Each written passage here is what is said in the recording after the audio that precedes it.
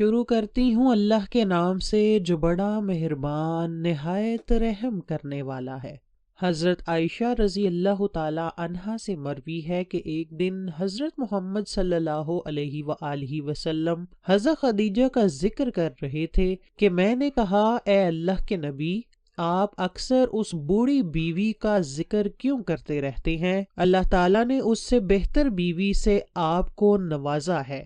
حضرت عائشہ فرماتی ہیں کہ جب میں نے یہ بات کہی تو حضرت محمد کا چہرہ مبارک سرخ ہو گیا۔ مجھے علم ہو گیا تھا کہ حضرت محمد کو میری یہ بات اچھی نہیں لگی۔ پھر حضرت عائشہ رضی اللہ تعالی عنہا نے فرمایا اے اللہ کے نبی، آپ ناراض کیوں ہو رہے ہیں؟ مجھ سے غلطی ہو گئی ہے کیا؟ میں آج کے بعد ایسی بات کبھی بھی نہیں کروں گی۔ حضرت محمد صلی اللہ علیہ وسلم نے حضرت عائشہ کو معاف کرتے ہوئے فرمایا کہ حضرت خدیجہ کو میں کیسے بول سکتا ہوں؟ حضرت خدیجہ نے میرا ساتھ اس وقت دیا جب ہر طرف سے کفار مجھے تکلیف اور مشکلات پہنچا رہے تھے۔ حضرت خدیجہ اس وقت میرا سہارا بنی جب مشرکین میری جان لینے کے پیچھے پڑے ہوئے تھے۔ تمام بیویوں میں سے حضرت محمد اپنی پہلی بیوی حضرت خدیجہ کو اکثر یاد کرتے رہتے تھے، ان کے لیے اللہ تعالیٰ نے مغفرت کی دعا کیا کرتے تھے۔ امام طبری اور ظاہری اور حضرت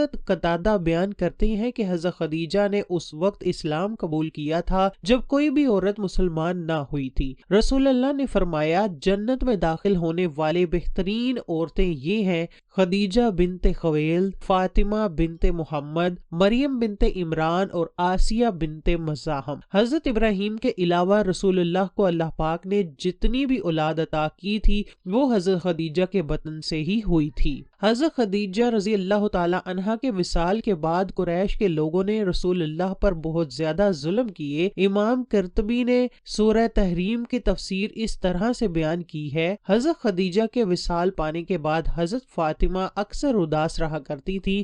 ایک دفعہ حضرت فاطمہ نے رسول اللہ کو فرمایا اے ابا جان، آپ حضرت جبرائیل علیہ السلام سے میری والدہ کے بارے میں پوچھیں۔ اے ابا جان، مجھے اس وقت تک کھانا پینا اچھا نہیں لگے گا جب تک حضرت جبرائیل مجھے میری والدہ کے بارے میں بتا نہ دیں کہ میری والدہ وصال کرنے کے بعد کس حالت میں ہے۔ حضرت محمد نے حضرت جبرائیل سے حضرت خدیجہ کے بارے میں پوچھا تو حضرت جبرائیل نے آپ صلی اللہ علیہ وسلم کو فرمایا کہ اپنی پیاری بیٹی حضرت فاطمہ کو فرما دیجئے کہ حضرت خدیجہ حضرت سیدہ سارہ اور حضرت سیدہ مریم کے ہمراہ جنت میں بڑی شان و شوکت کے ساتھ رہ رہی ہیں۔ جب اللہ تعالیٰ نے حضرت محمد کو شب معراج کی سیر کروائی تھی تو حضرت محمد نے جنت میں ایک بہت ہی خوبصورت محل دیکھا تھا جس میں بہت ہی خوبصورت اور پیاری پیاری چیزیں رکھی ہوئی تھیں جو کبھی بھی کسی نے نہ دیکھی ہوں گی، نہ سنی ہوں گی اور نہ ہی کبھی ایسی چیزوں کے بارے میں خیال کیا ہوگا۔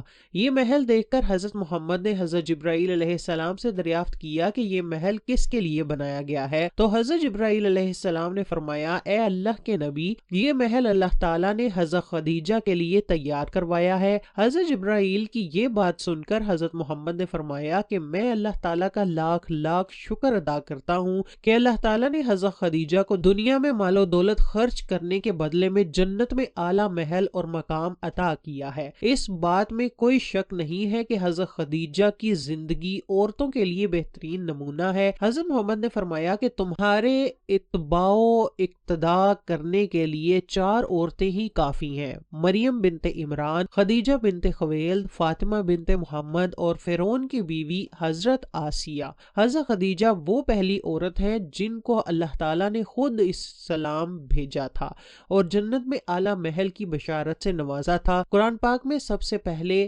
آپ رضی اللہ تعالی عنہا کو ام المومنین کے لقب سے نوازا گیا۔ حضرت خدیجہ نے ہی سب سے پہلے حضرت محمد کی تصدیق کی تھی۔